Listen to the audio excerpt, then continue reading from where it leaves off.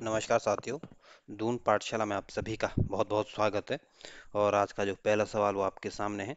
पहला सवाल कह रहा है कि नीति आयोग के सीईओ बीवी सुब्रमण्यम के अनुसार भारत की अर्थव्यवस्था विश्व में कौन सी बड़ी अर्थव्यवस्था है। तो जो नीति आयोग के सीईओ है उनके अनुसार जो भारत की जो सबसे चौथे नंबर की सबसे बड़ी अर्थव्यवस्था है। इस वजह से जो बी ऑप्शन होगा ये आपका सही आंसर होगा। और जो पूरे विश्व में जो सबसे बड़ी इकोनॉमी है ये आपकी यूएसए की है। और दूसरे नंबर की सबसे बड़ी इकोनॉमी आपकी चाइना की है। थर्ड नंबर पर सबसे बड़ी इकोनॉमी आपकी जर्मनी की है। और चौथे नंबर की सबसे बड़ी इकोनॉमी भारत की है। और पांचवें नंबर की सबसे बड़ी इकोनॉमी आपकी जापान की है। और छठे नंबर की सबसे बड़ी इकोनॉमी आपकी ब्रिटेन की है। तो कई बार इनकी क्रोनोलॉजी पूछ लेते हैं कि सबसे बड़ी इकोनॉमी किसकी है, तो यूएसए की। भारत का चौथा स्थान है। और अभी हाल ही में भारत ने कुछ समय पहले जापान को पीछे छोड़कर भारत चौथी नंबर की सबसे बड़ी अर्थव्यवस्था बनी थी। और जापान आपकी पांचवें नंबर की अर्थव्यवस्था पे चली गई है।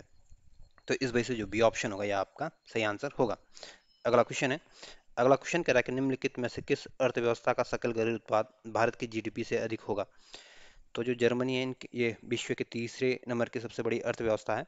और इनकी जो जीडीपी है भारत की जीडीपी से अधिक है। इस वजह से जो ए ऑप्शन होगा ये आपका सही आंसर होगा। और जो जापान है ये आपकी पांचवें नंबर की सबसे बड़ी इकोनॉमी है। और ब्रिटेन आपकी छठे नंबर की सबसे बड़ी इकोनॉमी है जीडीपी के मामले में।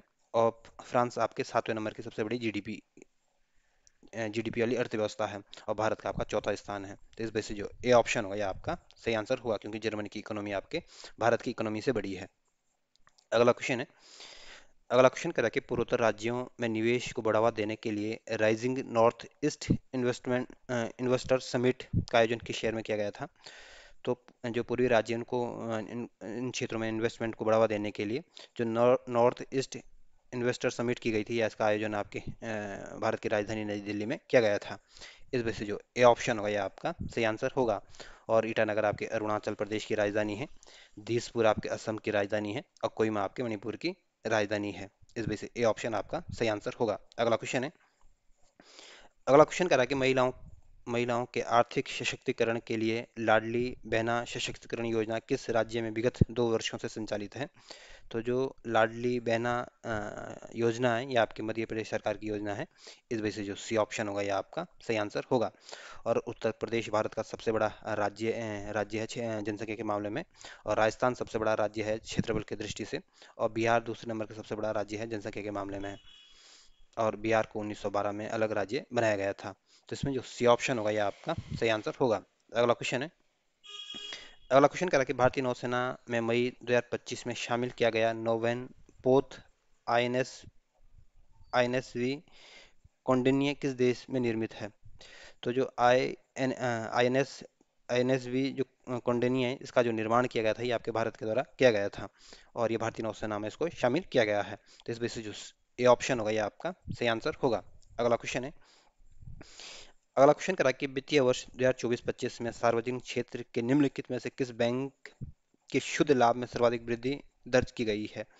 तो 2024-25 के वित्तीय वर्ष में जो सार्वजनिक क्षेत्र के जो बैंक है इसमें जो सबसे ज़्यादा शुद्ध लाभ में जो वृद्धि देखी गई थी ये आपके पंजाब नेशनल बैंक में देखी गई थी।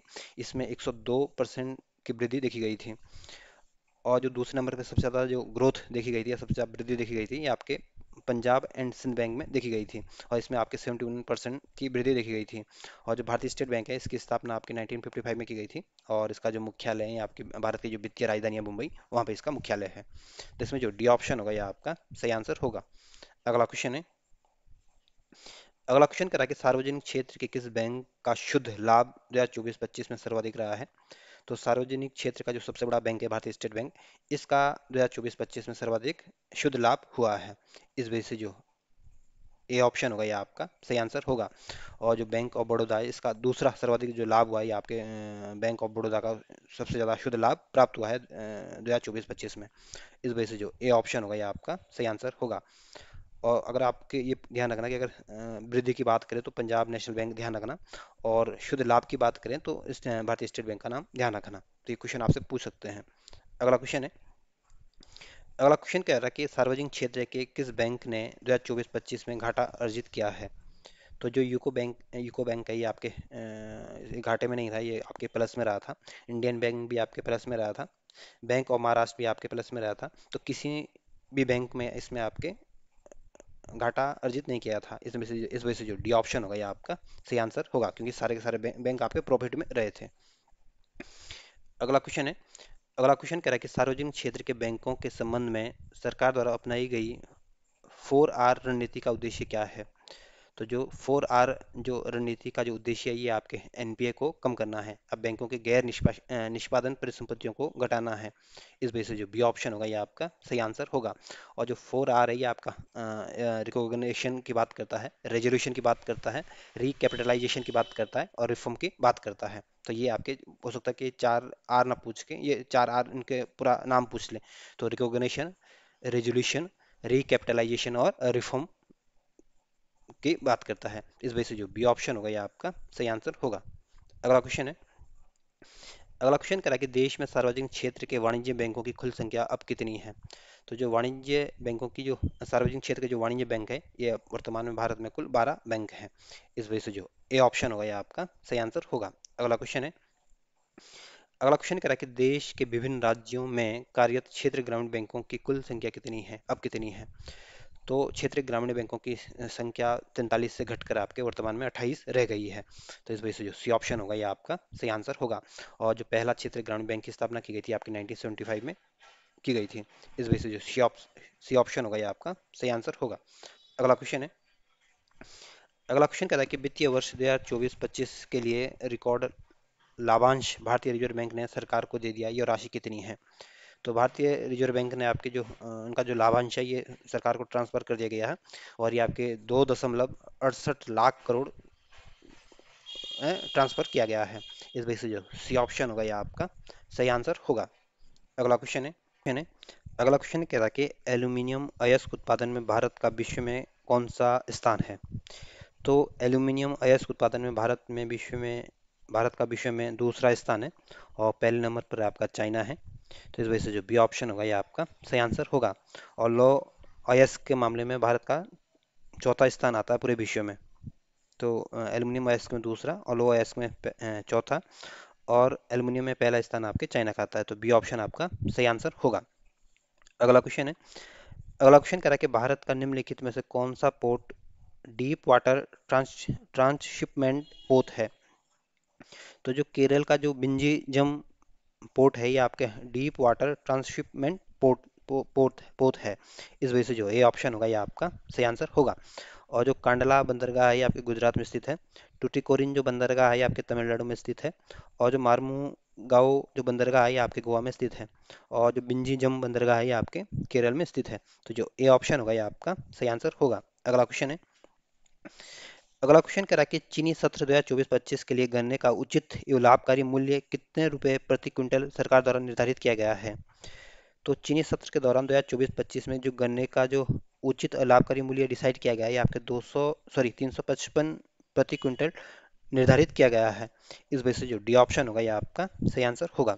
अगला क्वेश्चन है, अगला क्वेश्चन कह रहा है कि निम्नलिखित में से किस सामाजिक सुरक्षा योजना को लागू हुए 10 वर्ष पूरे हो गए हैं 2025 में? तो जो प्रधानमंत्री सुरक्षा बीमा योजना की शुरुआत हुई थी आपके 2015 में हुई थी। और अटल पेंशन योजना की शुरुआत भी आपके 2015 में ही हुई थी। और प्रधानमंत्री जीवन ज्योति बीमा योजना की शुरुआत भी आपके 2015 में हुई थी। और इन तीनों योजना की शुरुआत जो हुई थी आपके 9 मई 2015 को आपके प्राइम मिनिस्टर नरेंद्र मोदी के द्वारा की गई थी। तो इसमें तीनों ही योजनाएं जो है ये आपके 2015 में शुरू हुई थी और इसके तीनों के 10 साल पूरे हो गए हैं। इस वजह से जो डी ऑप्शन होगा ये आपका सही आंसर होगा। और जो प्रधानमंत्री सुरक्षा बीमा योजना है इसमें आपके 2 लाख का जीवन बीमा मिलता है आपको। और इसमें जो प्रीमियम राशि रहती है आपकी 436 रुपये रहती है। और इसमें आपके 18 से 50 साल के एज के जो लोग रहते हैं इस योजना का या इस सुरक्षा बीमा योजना का लाभ उठा सकते हैं। और इसमें किसी भी कारण से अगर मृत्यु हो जाती है तो 2 लाख का जीवन बीमा मिलता है। जो अटल पेंशन योजना है ये आपकी एक तरह की पेंशन योजना है। और इसमें आपका 18 से 40 साल के लोग शामिल हो सकते हैं या इस योजना का लाभ उठा सकते हैं। और इसमें जो प्रीमियम राशि रहती है ये आपके ऊपर डिपेंड करता है कि आप कितनी प्रीमियम राशि करते हैं। और जिस हिसाब से आप प्रीमियम राशि जमा करोगे उस हिसाब से आपको 60 साल के बाद आपको पेंशन मिलेगी। जो प्रधानमंत्री जीवन ज्योति बीमा योजना है, ये भी आपके, इसमें भी आपके 2 लाख का जीवन बीमा मिलता है। और इसमें आपकी जो एज का जो क्राइटेरिया रहता है, ये आपके 18 से 70 साल तक रहता है। और इसमें जो प्रीमियम राशि रहती है बहुत कम रहती है, 20 रुपये साल में आपको मात्र 20 रुपये प्रीमियम राशि देनी होती है। और इस योजना का भी आप लाभ उठा सकते हैं। लेकिन इसमें जो एक्सीडेंट वगैरह वगैरह जो केस होते हैं, इसमें ये राशि रहती है। इसमें किसी भी कारण से जो अगर मृत्यु हो जाती है तो उसमें ऐसा नहीं रहता है। लेकिन अगर प्रधानमंत्री सुरक्षा बीमा योजना में किसी भी कारण से अगर मृत्यु हो जाती है तो उसमें 2 लाख का बीमा मिलता है। तो इस वजह से जो डी ऑप्शन होगा, ये आपका सही आंसर होगा। क्वेश्चन है, अगला क्वेश्चन करा कि प्रधानमंत्री जीवन ज्योति बीमा योजना के तहत नियमित रूप से प्रीमियम चुकाने वाले ग्राहक को कितने रुपए का जीवन बीमा कवच प्राप्त होता है। तो प्रधानमंत्री जीवन ज्योति बीमा योजना के तहत आपके 2 लाख का जीवन बीमा मिलता है। और इसमें आपको मात्र 20 रुपए की प्रीमियम राशि देके इसका लाभ आप उठा सकते हैं। तो जो बी ऑप्शन होगा, ये आपका सही आंसर होगा। अगला क्वेश्चन है, अगला क्वेश्चन करा कि वाणिज्य मंत्रालय के आंकड़ों के अनुसार बीते वित्तीय वर्ष 2024-25 में भारत में एफडीआई कितने प्रतिशत की वृद्धि हुई है, पूर्व वर्ष की तुलना में वृद्धि हुई है। तो 2024-25 के आंकड़ों के अनुसार भारत में जो पिछले साल की तुलना में जो वृद्धि देखी गई है, आपकी 14% की वृद्धि देखी गई है इस एफडीआई में। तो जो सी ऑप्शन होगा, ये आपका सही आंसर होगा। अगला क्वेश्चन है, अगला क्वेश्चन कहता है कि 2024-25 में देश में इक्विटी एफडीआई सर्वाधिक किस क्षेत्र में रहा है। तो 2024-25 में जो इक्विटी एफडीआई जो सर्वाधिक रहा है, ये आपके सेवा क्षेत्र में रहा है। और ये आपके 19% के आसपास सेवा क्षेत्र में रहा है।